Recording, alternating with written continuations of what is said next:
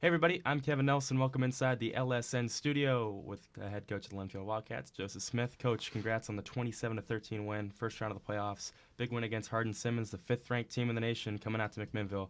A big victory for you and your program. Well, thank you. It was. I've thought a lot about some of the marquee victories our programs had, and by far the one that's most special is probably the first playoff win we had a few years back down at Mary Hardin-Baylor, and the one out in Widener was I think tremendous. But this was right up there. I mean, this was a good football team that we were able to beat with a very young, growing team, and we played very well and honestly beat them quite handily. The score almost doesn't really reflect the control of the game that I felt like we had. So very proud of our football team. You're playing on this Thanksgiving weekend, and last week Wyatt Smith, your quarterback, so poised, and I want to get into that here in a minute, but here's his numbers: 17-24 for 226 yards, a touchdown, was sacked just once. Upon the instant replay, that ball did leave his hand. It shouldn't have been called a sack and was an incomplete pass. I kind of tried to get into this with him in the press conference, but how is he so poised as just a freshman out there making the decisions that he makes regularity now?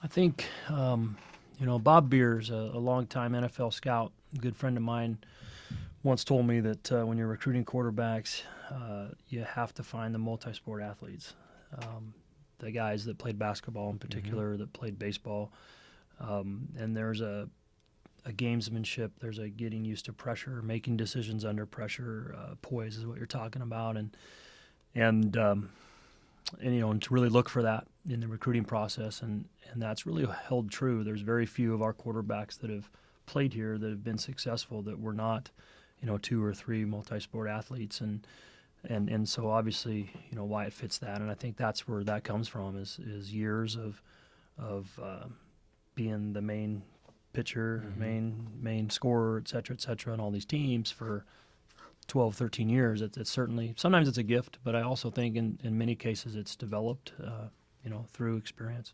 Chittenden not only had a huge day for you, 33 carries, 150 yards on the ground, 4.5 yards per carry. That zone run scheme, he puts his foot in the ground, takes off. What has been working so well for Chittenden, getting back to that form that we saw in the middle of the season? Well, any time the running back runs well, it's in our system. It's going to start with the O-line, and you just can't say enough about how well they played and the job that I think Coach Heyer's done with our offensive line this year. From what I would say a low point where we were in a game and at halftime, and I said, well, we're not pass blocking real well, and we're having problems with our run blocking too. and he said, well, that means we're doing nothing good. I said, well, yeah, maybe. But what can we do? That kind of thing. And so we've gone from that to where they dominated the line of scrimmage. I was just so pleased watching film with the not just lack of penetration, but surge that we were getting, going forward on a lot of our zones. And that's been missing, really the last 4 or 5 weeks, of the season.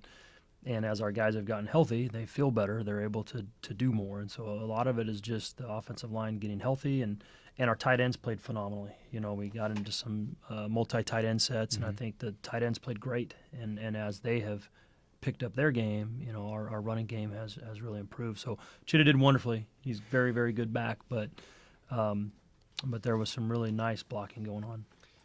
The momentum shifted early in this game, similar to a season ago in the playoffs against Hardin-Simmons. An early pick, Marquise Pirelliat getting the start for the injured Corey Stoll or Schwederman. Both of your top 2 corners were out in that game. Your defensive backs and your defense allowed 12 yards passing after the third quarter. Talk about their performance and the early, shift in momentum that really changed the game from start to finish. Right. The defensive backfield, has played so well this year for given what we thought might be a weakness, and to have both corners out and to have 2 young men step in, although they've played a lot this year, so that wasn't a fluke. That was something that Coach Vaughn and Coach Robitaille and Coach Funk have been planning for and trying to develop depth for. If disaster happens, you have a plan, and so playing guys throughout the season is part of having guys ready for when injury does come, and it's so critical to have that depth in the playoffs because some brackets it doesn't hurt you because you just don't play the physical teams, therefore you don't get hurt as much. And so we've talked about that before, or I have. And in this bracket, you better have some depth because you will not be the same team game 3 as you were game 1. Just won't. And so, I'm really proud of those guys stepping in and playing. They played wonderfully, and position or momentum turned dramatically. You're right. We got the pick. We went down, scored. Really were in control. I was happy being up 7-0 at half, but then we had a great drive, went down to go up 14, and then disaster hit for them. The pick six, Duke Mackel there with 11 seconds left, I think, before the half. A huge play in that game. Going back to kind of what you talked about a little bit with the offensive line, but at the point of attack, both the offensive line and the defensive line dominated. I mean, Landry Turner, freshman quarterback for the Cowboys, he was on the run, was never comfortable, a freshman quarterback, and then later we found that he was playing injured, but your defensive front was all over Landry in the backfield. Sure. I thought they did a wonderful job pass rushing and to some extent keeping him in the pocket and not letting him get loose, running too much, although he's a very gifted runner and was very nimble. But you win up front. And part of the great secondary play is always tied into great frontline play. Kind of looking ahead here, 2,000 miles down to UMHB. Again, you make this trip. You're starting to get a little bit more comfortable with it now. You'd think the fourth meeting in the last 4 years, going there, them coming here. What's different about this UMHB team? Maybe, when you had the question earlier, you saw him earlier this season, but you've seen him so many times now. You're just getting kind of used to it. What's different about this team, though? I think this Mary Hardin-Baylor team is much like ours in regards to it's not a offensive first team. Last year I thought they were incredibly explosive offensively. They still are just as explosive, but they their quarterback's not is experienced, and I thought their quarterback last year was so gifted, and much like ours, So I think both teams lose their main motor, on offense, and so I think that's both offenses are probably fairly similar, and both defenses are by far, the strength of their teams, and they're tremendous on defense. They are the by far the best defense that I've seen in Division III probably ever. And I didn't think they could be better than they were last year, but they look to me as good or better than last year. And they're so deep. They've got tremendous depth everywhere. So just very impressed. How do you limit the big plays? Those seem to be the big problem with UMHB is they don't necessarily drive down the field, take these long drives, take time off the clock, but it's a 74-yard run or it's a kickoff return. Yep. 4 touchdowns, over 74 yards in the last 4 meetings with those guys. How do you kind of take those out of a factor and make it really a ground and pound and slug it out game for your defense? Well, if they had less speed would help. Sure.